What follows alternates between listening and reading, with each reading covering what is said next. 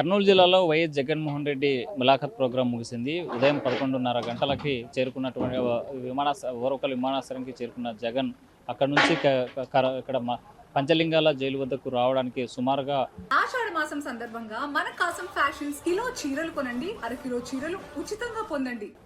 5 గంటల పైనే ప్రయాణం పట్టినట్టు మనకు తెలుస్తుంది.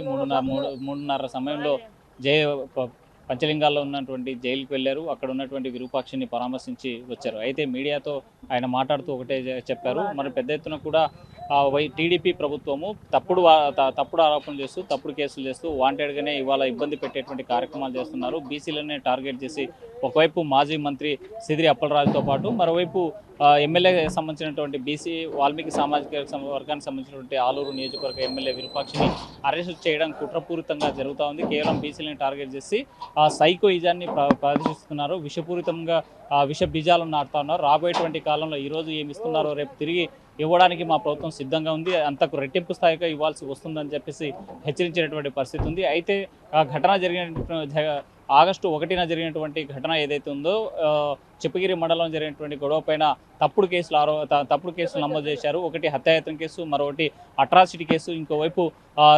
వాహనం దాడి చేసినటువంటి కేసు నమోదు చేసినటువంటి పరిస్థితి. ఇవన్నీ కూడా తప్పుడు ఆరోపణలు ఉన్నాయి, తప్పుడు కేసులు ఉన్నాయి. ఒక ఎఫ్ఐఆర్లు ఉన్న వాళ్ళు మరో ఎఫ్ఐఆర్లు ఉన్నారు. అదే సందర్భంలోనే ఒకే ఎఫ్ఐఆర్లో అంటే మొదటిగా నమోదు చేసినటువంటి ఎఫ్ఐఆర్లో 34 మంది ఉంటే అందులో రిపీటెడ్ పేర్లు పదే ఒకే వ్యక్తిని 2-3 సార్లు ముద్దాయిలుగా చేసినటువంటి పరిస్థితి ఉంది అని చెప్పారు. మొదటి కేసులో 34 మంది, రెండో కేసులో 14 మంది, మూడో కేసులో 12 మందిని వివిధ గ్రామాలకు సంబంధించినటువంటి వర్గాన్ని కార్యకర్తలంతా కూడా కుట్రపూరితంగా పోలీసులు కక్షగట్టి ఎవరు కంప్లైంట్ ఇవ్వకపోయినా కూడా కేసు నమోదు చేశారని చెప్తున్నటువంటి పరిస్థితి ఉంది. తప్పనిసరిగా చంద్రబాబు నాయుడికి తిరిగి రిటర్న్ గిఫ్ట్ ఇవ్వడానికి మేము సిద్ధంగా ఉన్నాము. విష బీజాలు నాటుతూ ఉన్నారు. ఇలాంటి సంస్కృతికి స్వస్తి చెప్పాలి.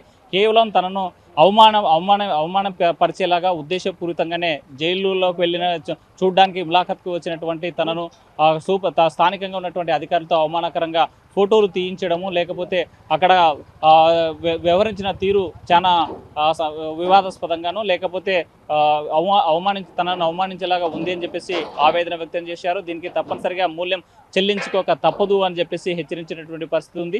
గతంలో కూడా ఫ్రెండ్లీ పోలీసులు ఉండాలని చెప్పేసి తను తెచ్చినటువంటి రిఫార్మ్స్ను పక్కన పెట్టి ఈరోజు కేవలం జగన్ అనేటువంటి వ్యక్తిని అవమానపరిచేలాగా ట్వీట్ చేసినటువంటి వ్యవహార శైలి పైన కూడా నేను తప్పనిసరిగా ఈ రాష్ట్ర ప్రభుత్వాన్ని ప్రశ్నిస్తున్నానని చెప్తా ఉన్నారు. ఏదైతే కుట్రపూరితమైనటువంటి కుట్రలతో పుట్టినటువంటి పార్టీ నాయకులకి తగిన బుద్ధి చెప్పడానికి సిద్ధంగా ఉన్నాం. అయితే ఈ కేసులకు సంబంధించినటువంటి అక్రమంగా నిర్బంధించడమే కాదు, ఎన్ని కేసులు పెట్టినా, ఎన్ని సవాళ్ళు ఎదుర్కొన్నా వైసీపీ పార్టీ రాబోయేటువంటి ఎన్నికల్లో విజయం తథ్యమవుతుంది. తప్పనిసరిగా దీనికి రివెంజ్ తీసుకోక తప్పదు అని చెప్పి హెచ్చరించినటువంటి పరిస్థితి అయితే కనిపిస్తుంది. అయితే ఉదయం 11 గంటలకు ప్రారంభమైనటువంటి ఈ ర్యాలీ సుమారుగా అంటే 5 గంటల వరకు జరిగినటువంటి పరిస్థితి ఉంది. అయితే మనకి 12:30 నుంచి 4:30 గంటల వరకు మిలాఖత్ కోసం మిలాఖత్ ఇవ్వడానికి అవకాశం ఇచ్చారు. అయితే 3:30 నుంచి 4 గంటల ప్రాంతంలో జైల్లోకి వెళ్ళారు. జైల్లో ఉన్నటువంటి తన ఎమ్మెల్యేను విరూపాక్షను పరామర్శించాడు. ఈ కార్యక్రమంలో ఇద్దరు, ఒకవైపు మాజీ ముఖ్యమంత్రి జగను, మాజీ మంత్రి పెద్దిరెడ్డి వెళ్ళి పరామర్శించి వచ్చినటువంటి పరిస్థితి ఉంది. అయితే ఆ కుటుంబ సభ్యులకి పూర్తి స్థాయిగా భరోసా ఇస్తా ఉన్నాం. తప్పనిసరిగా ఎమ్మెల్యేల పరిస్థితి ఎలా ఉంటే సామాన్య పరిస్థితి ఎలా ఉంటుంది, పోలీసులు తీరును కూడా తీవ్ర స్థాయిలో ఎన్నికట్టినటువంటి పరిస్థితి సబ్ జైలు వద్ద కనిపించింది. ఏది ఏమైనా రాబోయేటువంటి కాలంలో మాత్రం వైసీపీ అధికారులకు రావడం ఖాయం.